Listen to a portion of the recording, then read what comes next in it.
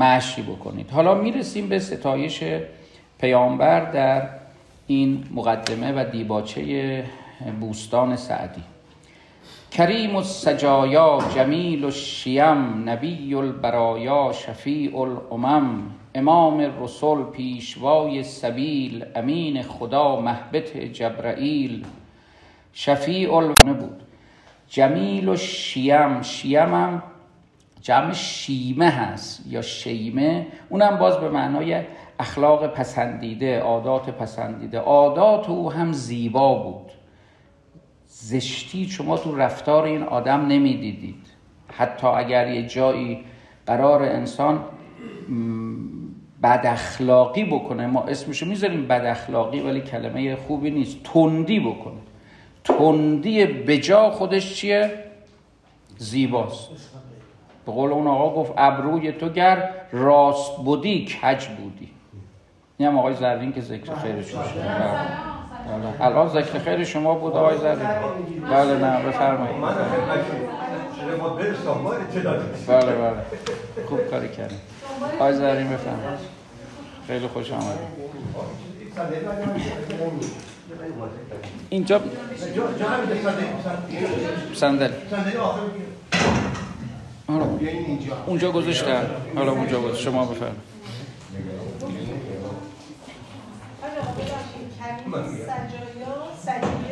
بله سجایا جمع سجیه است به معنای اخلاق و خلق و خوی.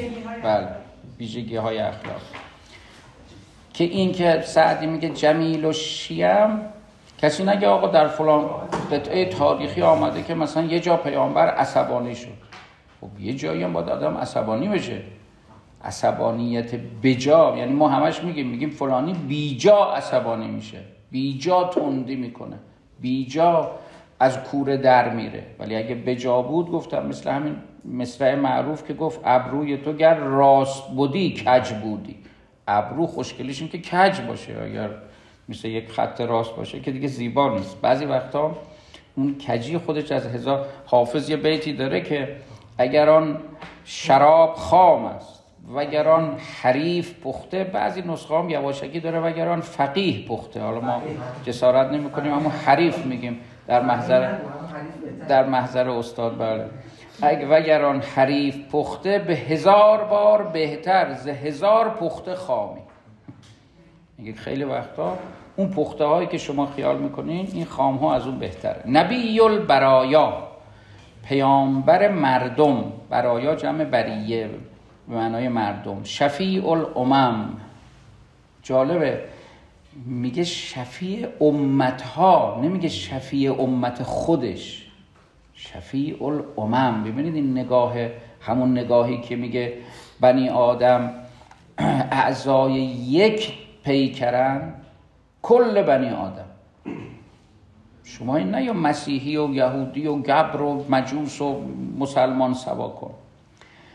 امام رسول، تازه او پیشوای همه پیامبران هست. ببخشید مگه توی قرآن نداریم که در روز قیامت مردم با پیشوایانشون برمی‌گردن؟ بله دیگه، بارک الله. خب حالا الان چه نیازی است مثلا مسیحیات با وقتی اگر با حضرت مسیح برانگیخته بشن، وقتی ببینن که حضرت مسیح هم دنبال پیامبره، اونا میان دنبال او دیگه همیشه، چون که 100 آیت به قول نظامی 90 هم پیش ماست. امام رسول، پیشوای بقیه پیامبران، پیشوای سبیل، راهنمای راه، پیشوای سبیل. او بزرگ یک راه خوبیه. راه امروزی بخوایم معنی کنیم راهبره. ما برای هر جایی که بخوایم بریم یه رهبری میخوایم، راهبری میخوایم که راه بلد باشه. در انجیل هست، انجیل انگلیسی از زبان حضرت عیسی I am the way. خیلی خوش آمدید. اینجا جا هست، بفرمایید. از زبان جناب مسیح علیه السلام. خیلی خوش آمدید. میگه I am the way، من راه هستم. این تو دعای ندبه هم میخونیم دیگه راجع به ائمه، عین السبیل و بعد السبیل. هر کدوم اینها یک شاهراهی بودن که اگر انسان میخواد به مقصد برسه باید از همین مسیر بره. ببینید همه یک حرف میزنن، اینجوری نیست که هر پیغمبری یه چیزی گفته باشه بعد این دعواها مال بعد از ایناست، یعنی مال ما خلاصه امتان این دعواها. خود انبیا دعوایی نداشتن. امین خدا مهبت جبرائیل، امین خدا همون مطاعن در اون سوره تکویر دیگه، مطاعن ثم امین، او در اون جایگاه هم مورد اطاعت هم امین خداست. و مهبت یعنی فرودگاه، محل فرود آمدن، هبوط جبرائیل. شفیع الورا، شفیع مردمان، ورا هم یعنی مردمان. خواجه بعث و نشر، بزرگ روز قیامت. بعث و نشر همون حشر و نشری که ما میگیم در روز قیامت، برانگیختن و منتشر شدن مردم. امام الهدا، پیشوای هدایت. صدر دیوان حشر، بالانشین دادگاه چی؟ رستاخیز. صدر دیوان حشر. کلیمی که چرخ فلک تور اوست. اگر حضرت موسی برای مناجات کجا میرفت؟ کوه تور. حالا سعدی داره پیامبر اسلام رو تشبیه میکنه به حضرت موسی که کل هستی کوه تور اوست. لازم نبود بره یه جای خاصی مناجات بکنه، یعنی او بالاتر از حضرت موسی با خدا صحبت میکرده. یه روایتی هم از پیامبر هست که جعلت لیل ارض مسجدن و طهورا. کل هستی، اینجا ارض هم نه به معنی کره زمین، مثلا در مقابل مریخ، ماه، مشتری. گاهی ارض که گفته میشه یعنی کل هستی. کل این هستی برای من مسجده، معبده. من همه جا میتونم با خدا حرف بزنم. صبر نمی کنیم یک شنبه بشه مثلا بریم کلیسا، بقیه وقتا در خونه خدا بسته باشه. نه، کلیمی که چرخ فلک تور اوست، همه نورها پرتو نور اوست. هر جا نوری هست مشتق و منبعث از نور وجود اوست. شفیع مطاع نبی کریم، قسیم جسیم نسیم وسیم. شفیع رو که قبلا داشتیم، شفاعت کننده است. مطاع، همه هستی از او اطاعت میکنن. پیامبری است کریم، بزرگوار. یک کسی گفت که تو این 25-6 هزار بیت مثنوی کدومش از همه زیباتر و امیدوار کننده تره؟ بیتی شبیه این بود که گفت تو مگو ما را بدان شهبار نیست، با کریمان کارها دشوار نیست. شما وقتی سر و کارتون به یه آدم کریم و بزرگوار افتاد دیگه خیالتون راحت. اینجا آیه قرآن هم که میگه یا ایها الانسان ما قررک بربک کریم. یعنی این کریم مثلا ربطی نداره با قبلش، من چیز نداره، ولی میخواد خدا بذاره تو دهن آدم که همون کرم تو باعث شد ما خلاصه اینقدر پر رو شدیم. و الا باید بگو ما قررک بربک القهار. بله، ولی گفته ما قررک بربک کریم. قسیم یعنی قسمت کننده بهشت و دوزخ. البته نه این قسمت کننده که تو ذهن ماها هست. ما مثلا بچه که بودیم میخورده، خب مثل امروز یه کمی چیز نبود، گشایش و راحتی نبود، غذا خیلی کم بود، به خصوص تو خانه هایی که مقداری فقر و فلاکت هم زیاد بود. مادر خورشت و پلو نمیذاشت وسط هر کی دلش میخواد بگیره. چیکار میکرد؟ تقسیم میکرد.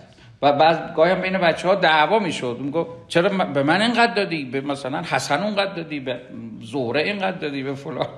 و دعوا میشد. ما حالا مثلا خیال میکنیم قسیم یعنی این، یعنی پیغمبر اونجا مادر خرجه، اون تو وسط صحرای قیامت میگه اینو ببریم بهش، اونو ببریم جهنم. نه، او اصلا تکویناً قسیمه. همونی که مولانا گفت ناریان و نوریانه.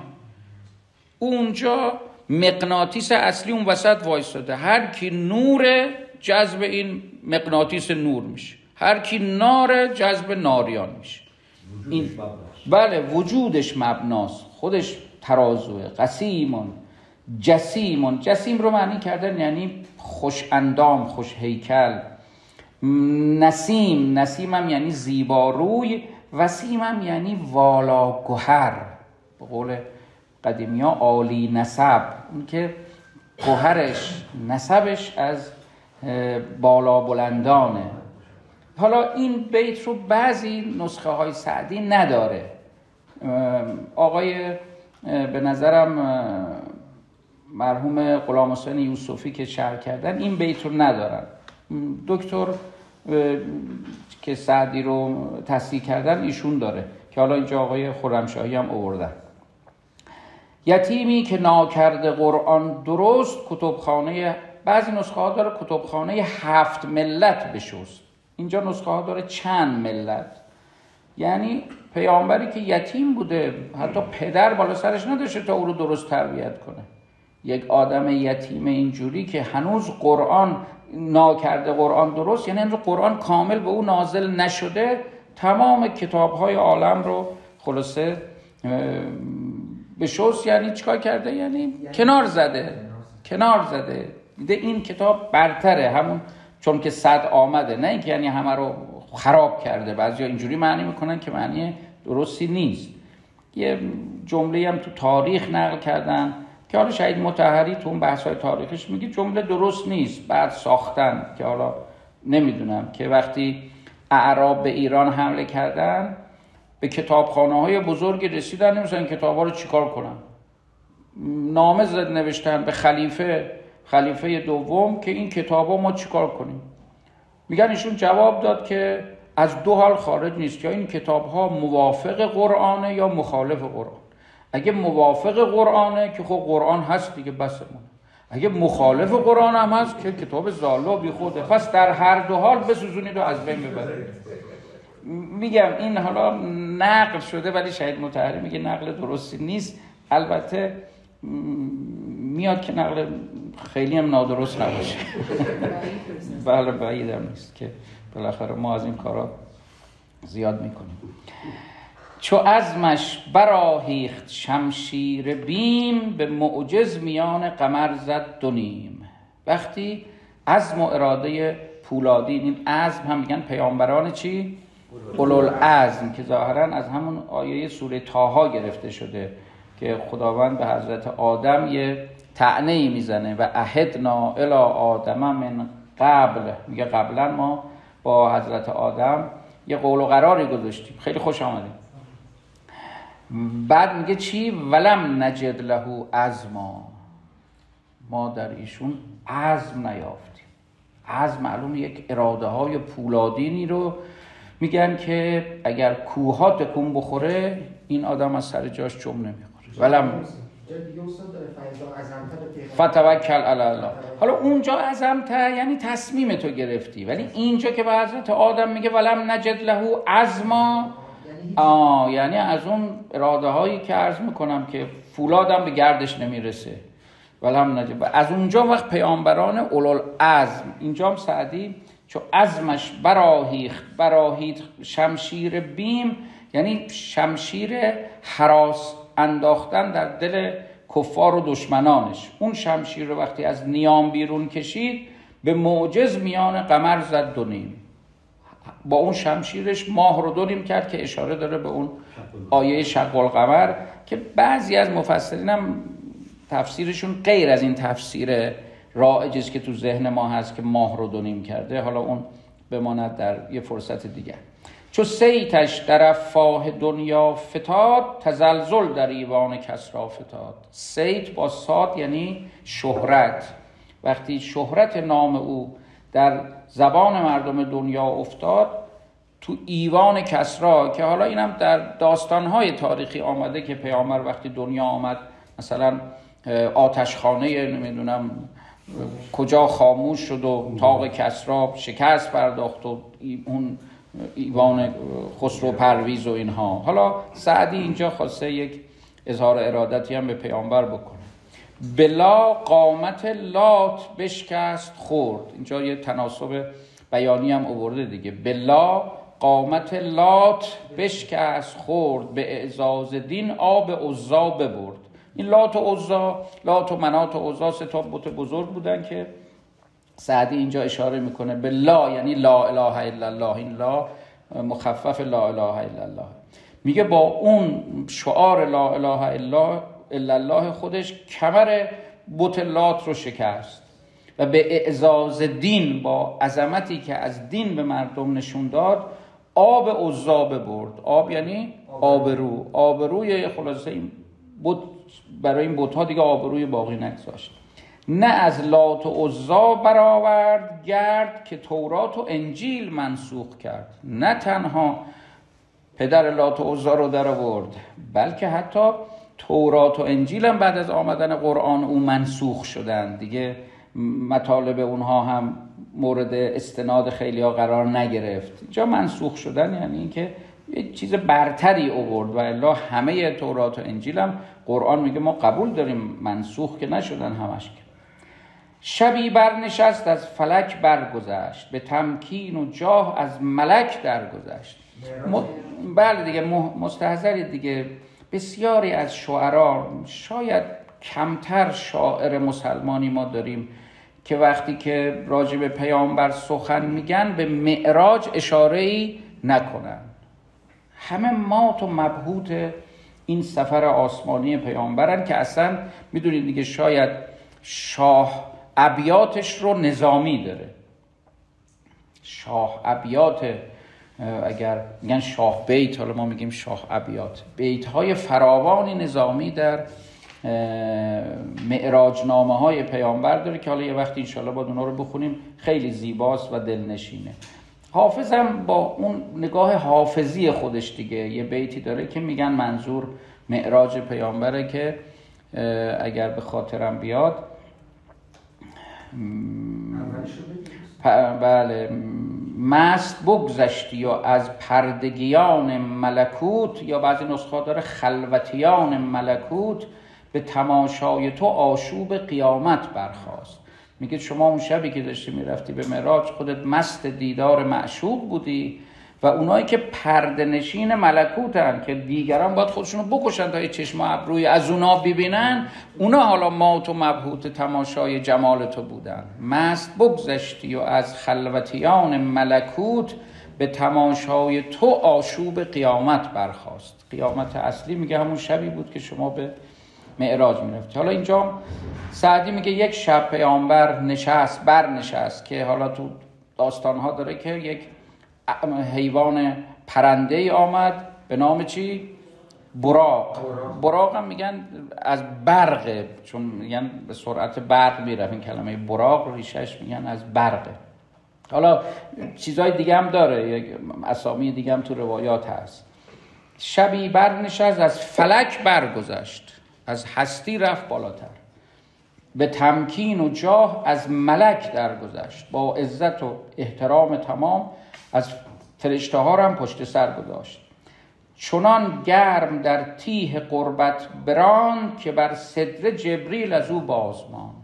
صدره همون درخت سدرة المنتهی که میگن وسط بهشته و تو خانه همه بهشتیان یک شاخه از اون درخت هست.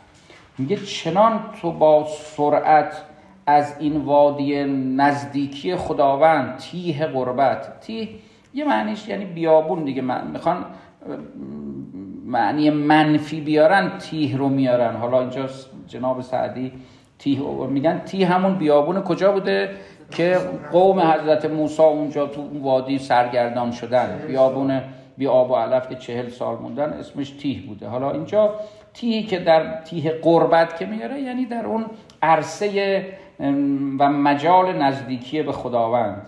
چنان تو داغ و گرم میرفتی که جبرئیل جامون، جبرئیل بیچاره نتونست با اون عظمت و قدرتی که داره نتونست اونجا بیاد. بدو گفت سالار بیت الحرام، که ای حامل وحی برتر خرام. وقتی دید همراهش بله این یار قارش مونده، فرمود سالار بیت الحرام یعنی پیامبر، اون که بزرگ مسجد الحرام بوده، به این آقای جبرئیل که حامل وحی دیگه، آورنده وحیه، گفت بیا بالاتر، برتر خرام، بیا بالا، چرا وایسادی؟ این وحی برتر نیست؟ نه، که ای حامل وحی، اون ویرگول اشتباه گذاشته، این ویرگول باید این ور میذاش، برتر خرام، بیا بالاتر، شما حرکت کن، چرا موندی؟ حالا اگه خرام رو به عنوان میتونی فعل نیست خرام، نه فعل امر دیگه، دستوره. بله مثلا بگیم که ای حامل وحی برتر خرام. نه اون غلطه. نه آخه هم معنی خیلی درست نمیشه. وحی برتر، آخه ما وحی پایینتر و بالاتر که نداشتیم که. بعد در مقابل این که میگه بیا، خواسته بگه چرا موندی، بیا بالاتر دیگه، پس میشه برتر خرام، بیا بالاتر. بله. چو در دوستی مخلصم یافتی، عنانم ز صحبت چرا تافتی. میگه من که یار مخلص تو بودم، رفیق گرما و گلستان بودیم، چرا تو به اصطلاح عنان تافتی، یعنی چرا برگشتی از همراهی من، چرا موندی، جا موندی. عنان تافتن یعنی روی گردان شدن، چرا روی گردان شدی از اومدن بالا. ز صحبت یعنی همراهی. آره صحبت یعنی چرا از همراهی من روی گردان شدی، چرا نمیایی بالا. بگفتا، حالا اینجا حضرت جبرئیل جواب داره میده که اینا همه طبق روایات دیگه، میدونید دیگه که حالا بعد من یه توضیح عرض میکنم. بگفتا فراتر مجالم نماند، دیگه بالاتر از این نمیتونم بیام. بماندم که نیروی بالم نماند، من اینجا موندم چرا که دیگه بال قوی تر ندارم بیاد بالا، بال من دیگه اینجا خلاصه بنزین من تموم شده. اگر یک سر موی برتر پرم، فروغ تجلی بسوزد پرم. این شده جزو بیت‌های ضرب المثل. یه سر سوزن به اندازه یه تار مو بیام بالاتر، پرم میسوزه، تموم میشه کارم. اگر یک سر موی برتر پرم، این برتر ببین با اون برتری که اونجا بود با هم تناسب داره. فروغ تجلی، اون آتش به اصطلاح تجلیات صفات خداوند بالا پر منو میسوزونه. مولانا هم داره؟ بله مولانا هم داره، من اینجا یادداشت کردم. مولانا هم تو دفتر 4 داره، هم به نظرم تو دفتر 5. یه قصه ای رو میگه مولانا تو دفتر 4، میگه که یه وقتی حضرت جبرئیل یک وحی آورده بود. پیامبر بهش گفت که تو چهره واقعی تو میشه من ببینم؟ میگم جبرئیل گفت بله، تشریف بیار بیرون مدینه، من اینجا نمیتونم پر و بالمو باز کنم، شهر مدینه جا نداره، ظرفیت نداره. تشریف بردن بیرون مدینه که دیگه شد بیابون. جبرئیل بالهاشو باز کرد، پیامبر دید از مشرق تا مغرب عالم رو گرفته، دیگه هیچ جا نمونده که جبرئیل نباشه. این رو اول مولانا نقل میکنه، بعد یه بیتی میاره که میگه باید پیامبرم مثلا بهش میگفت که حالا تو اگر ای کاش تو هم به پیامبر میگفتی که منم میشه اون چهره واقعی شما رو ببینم. احمد در بگشایدان پر جلیل، حالا اگر او بال و پر با عظمت خودش رو باز کنه، آره احمد در بگشایدان پر جلیل، تا ابد بیهوش ماند جبرئیل. جبرئیل از عظمت او بیهوش میشه. اون وقت تو این قصه مولانا ادامش همین قصه بالا رفتن پیامبر در معراج گفت او را هین بپر اندر پیم. یه وقتی رسیدیم به سدره تو بیا بالاتر. گفت او را هین بپر اندر پیم، گفت رو من حریف تو نیم. من نمیتونم، نه این از مثنوی دارم نقل میکنم. جبرئیل گفت نه شما برو، من دیگه نمیتونم همراه شما بیام. حریف یعنی همراه یه جایی. باز گفت او را بیا ای پرده سوز، من به اوج خود نرفتستم هنوز به اون نقطه قله نرسیدیم، چرا باز موندی؟ گفت بیرون زین هدی خوش فر من، گر زنم پری بسوزد پر من. گفت اگه من که روایت آمده که لو دنوت انملتن، انمله یعنی یک بند انگشت، اگر من یه بند انگشت بیام جلوتر لحترقتو، میسوزم و آتیش میگیرم. از این عبارت این ابیات رو درست کردن. حالا نکته اصلیش این است که تصور ذهنی ماها، چون ما همیشه سعی میکنیم به خاطر فهم مطلب چیکار کنیم، به قول علما تشبیه چی به چی بکنیم، معقول به محسوس، مطالب عقلی رو به مطالب حسی تشبیه کنیم تا بفهمیم. همیشه تو کلاس ها اینجوره، استادهای خوب کسانی هستند که بتونن به صورت محسوس برای بچه ها، حتی مثلا تو فلسفه، حتی گاهی تو فیزیک، مطالب بسیار پیچیده فیزیک رو میارن به مطالب ساده تر تشبیه میکنن تا ذهن دانش آموزا و دانشجوها بتونه اون رو دریابه. تصور این است که مثلا یه فضای فیزیکی بوده، پیامبر سوار یک مثلا جت قاره پیمای عجیب و غریبی شده و رفته بالا بالا بالاتر و یه جایی هم دیگه جبرئیل نتونسته بره بالا و گفته من اگر بیام بالا پر و بالم میسوزه و ایشون دیگه بقیه رو تنهایی تشریف بردن.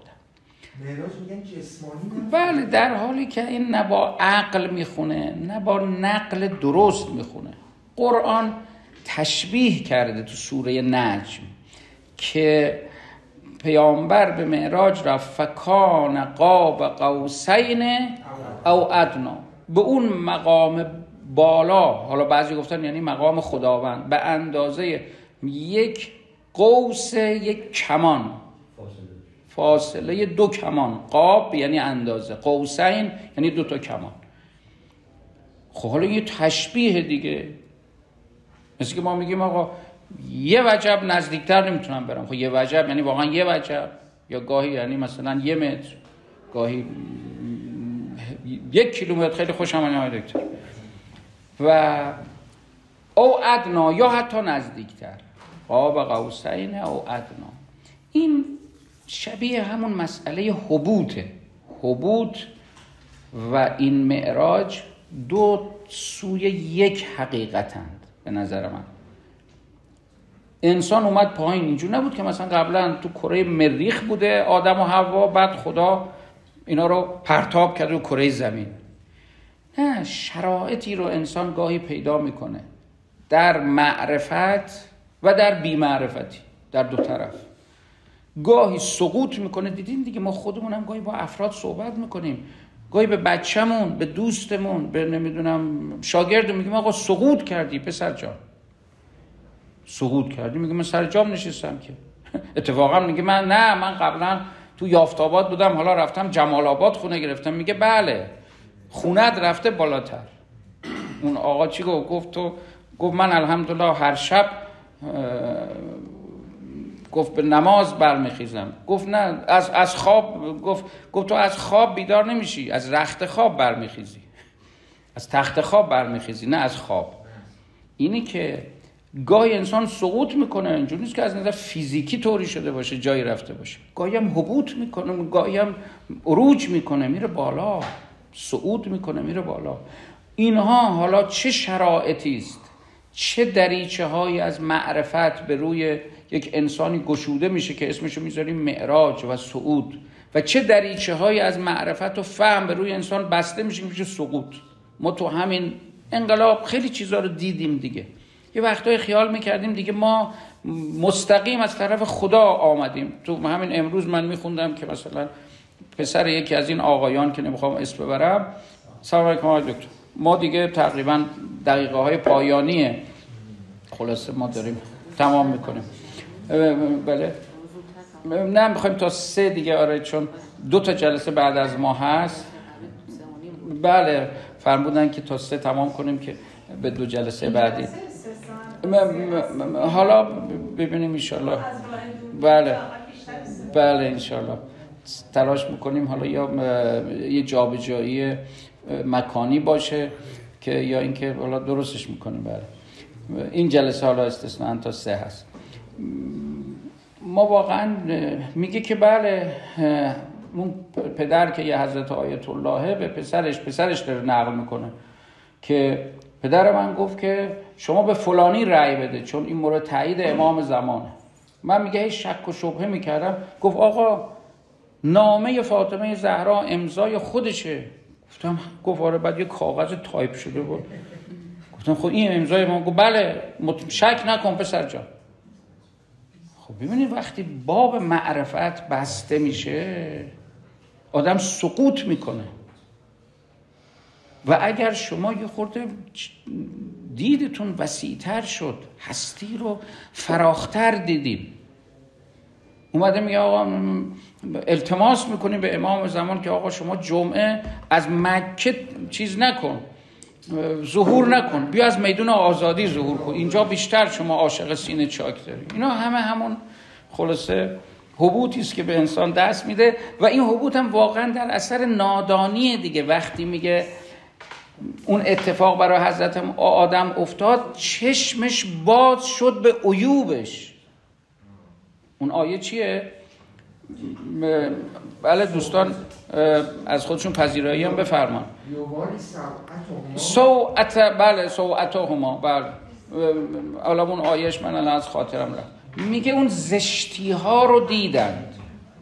شما در یه فضایی هستی حقیقت رو نصف نیمه میبینی، اون واقعیت هستی رو نمیبینی. بالاخره هستی خیر و شرش، زشت و زیباش، خوبی و بدیش با همه، زیغ و سعش با همه. خود قرآن میگه، خداوند میگه ما گاهی روزی رو برای یه عده زیغ میگیریم، برای یه عده گشایش ایجاد میکنیم.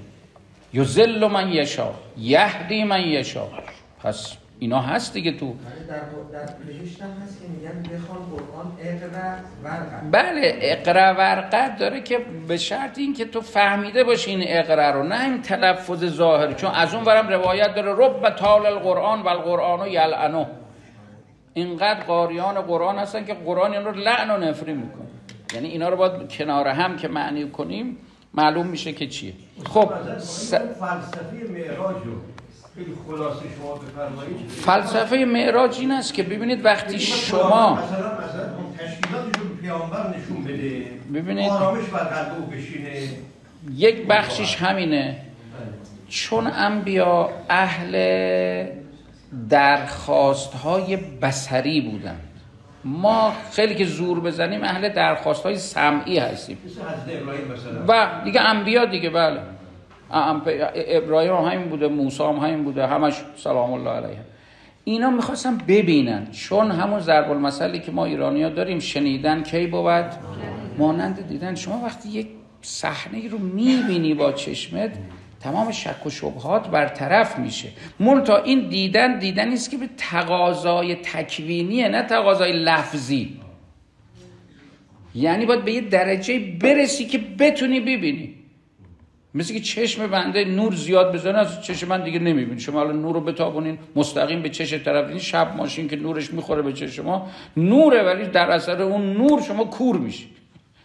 نوری است که باعث کوریه. چرا؟ چون ظرفیت چشم ما ضعیفه، نمیتونه بالاتر از اون. همچنان که میگن آقا ظرفیت مثلا چشم عقاب 1000 برابر انسان، گوش نمیدونم چی اینقدر.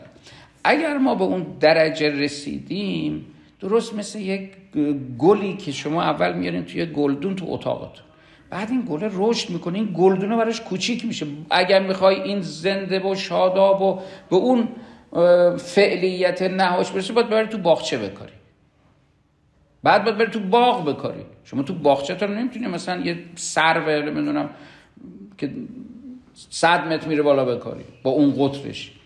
لذا انسان هم همین جوره، یه وقتی به ظرفیت هایی میرسه که دیگه این دنیا براش کوچیک میشه، باید ببریش بالا. اینکه مولانا هم میگفت ما ز بالاییم و بالا میرویم، ما ز دریاییم و دریا، ما از اینجا و از آنجا نیستیم، ما ز بیجاییم و بیجا میرویم.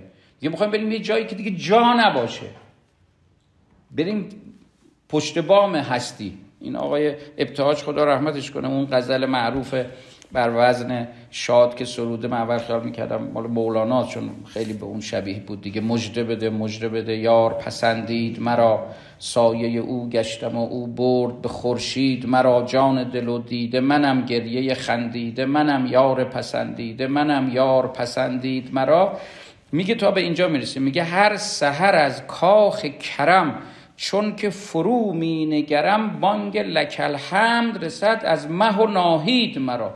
میگه رفتم پشت بوم عالم وایسادم، ناهید و ماه هم شدم پایین من قرار دارن، من از اینام رفتم بالاتر. حالا با اینکه میگن آقای ابتهاج خیلی به باورهای ماورایی نداشت، ولی من قبول نمیکنم داشته حتما که این شعرها رو گفته. چی فرمودین؟ مزه شعرهای غزلیات مولاناست. برای او هم حافظ رو خیلی خوش آمدین حضرت استاد. ببخشید ما الان تمام میکنیم آقا تا تقریبا حتی خودمون که تمام نمی‌کنیم ان شاءالله به کوری چشم دشمنان سعدی خانی رو تمام می‌کنیم. بله نه بله یه رو مونده. به کسی گفتن آقا ساعت چند؟ اینم نگاه کرد گفت یه رو مونده. گفت یه رو به چی مونده؟ گفت والا این عقرب کوچیکش افتاده، عقرب بزرگش مونده، نشون میده یه رو مونده. حالا یه رو مونده سری میخوریم. بگفتا فراتر مجالم نماند، بماندم که نیروی بالم نماند. اگر یک سر موی برتر پرم، فروغ تجلی بسوزد پرم. نماند به عصیان کسی در گرو، که دارد چنین سیدی پیش رو. بعد داره به پیامبر التجا میکنه، میگه که وقتی شما سالار رهبر هستی باشی دیگه ما غم و غصه‌ای نداریم، دیگه ما در رهن گناهانمون نمیمونیم، شما ما رو نجات میدید، دنبال شما که بیاییم. نماند به عصیان کسی در گرو، یعنی کسی گرو گناهانش نخواهد ماند. وقتی چنین سروری داره، چنین پیشوایی داره، شما ما رو میبری، ما رو از این گناهان با آب توبه شستشو میدی. چه نعت پسندیده گویم تو را، علیک السلام ای نبی الورا. میگه من چی میتونم بگم که شایسته شما باشه جز این که سلام به تو بگم، درود بر تو بفرستم ای پیامبر همه هستی. درود ملک بر روان تو باد، بر اصحاب و بر پیروان تو باد.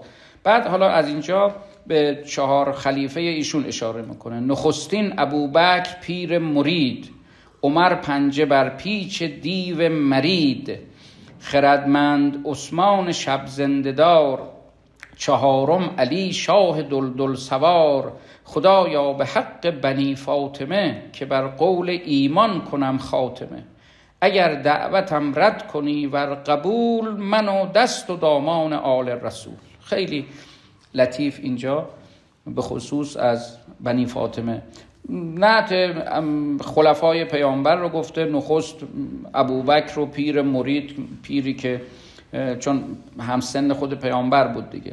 عمر پنجه بر پیچ دیو مرید. یه روایتی نقل کردن که بالاخره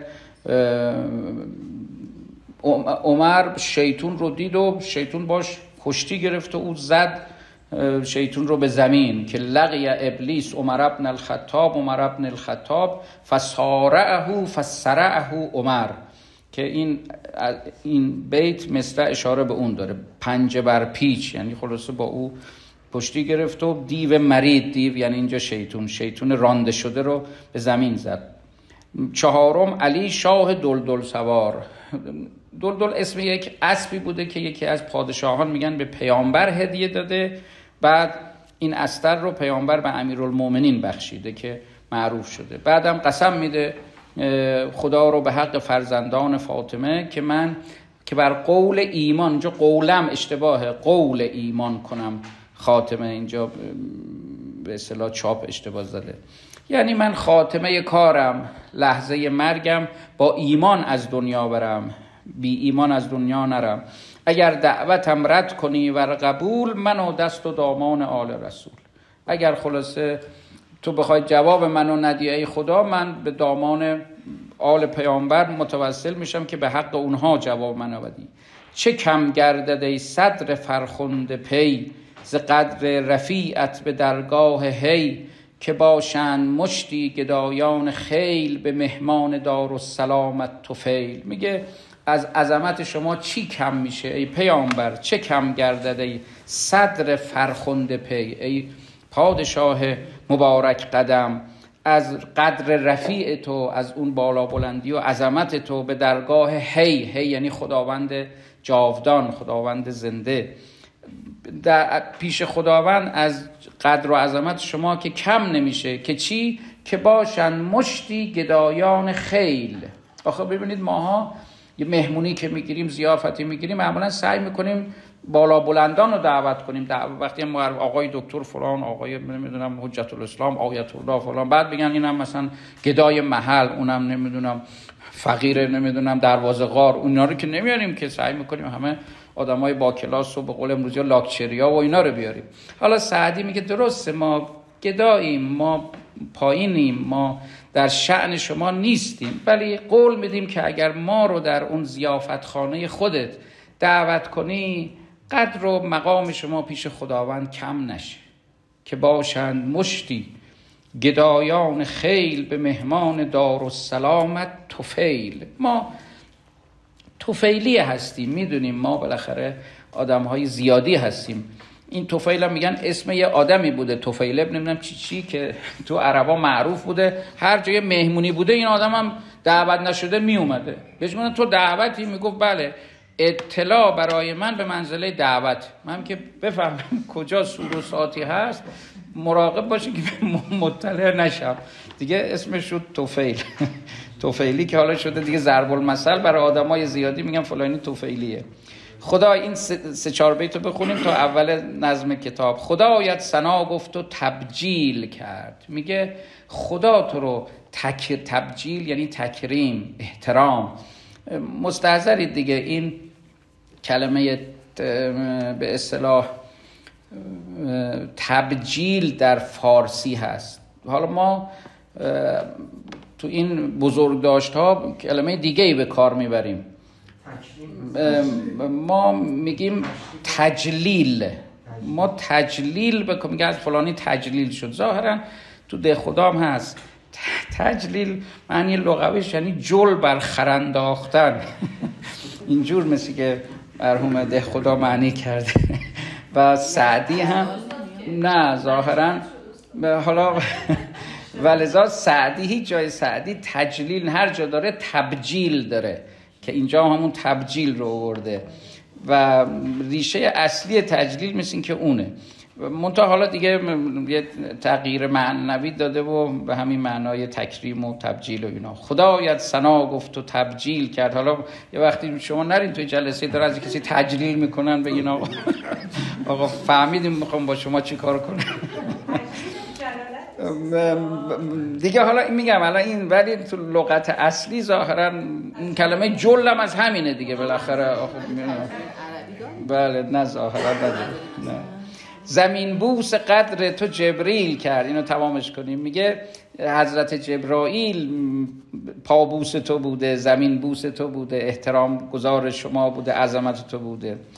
بلند آسمان پیش قدرت خجل، تو مخلوق و آدم هنوز آب و گل. یه روایت داره از پیامبر که کنت نبیًا و آدم و بین الماء و تین، هنوز گل آدم خوش نشده بود که من پیامبر بودم. حالا اینا معنیش چیه بماند اینجا. بله وجود نوری و نمیدونم اینا، که اینجا سعدی اشاره به همین روایت داره که بلند آسمان پیش قدرت خجل، آسمان با همه عظمتش پیش بزرگی شما شرمساره. تو مخلوق و تو خلق شده بودی و آدم هنوز آب و گل، حضرت آدم هنوز تو بین الماء و تین بود. تو اصل وجود آمدی از نخست، دگر هر چه موجود شد فرع توست. شما اصل بودی، بقیه همه از فروع و شاخ و برگ‌های وجود شما هستند. ندانم کدامین سخن گویمت، که والاتری زان چه من گویمت. هر چی من بگم شما از اون برتری. تو را عز لولاک تمکین بس است، ثنای تو طه و یاسین بس است. تو را اون عظمت اون حدیث لولاک که معروفه دیگه، لولاک لما خلقت الافلاک. میگه اون حدیث لولاک برای شما کافیه که اصلا کل این هستی به گل روی شما آفریده شده. در ثنای تو، در مدح شما هم همون طه و یاسین که خداوند فرموده در قرآن بسه. چه وصفت کند سعدی ناتمام، علیک الصلاة ای نبی السلام، ای نبی السلام. میگه من چی بگم؟ فقط میتونم بگم بر تو درود و سلام، علیک الصلاة، درود بر تو ای نبی السلام. و صلی الله علی محمد و آله الطاهرین و آله الطاهرین و آله الطاهرین و آله الطاهرین و آله الطاهرین.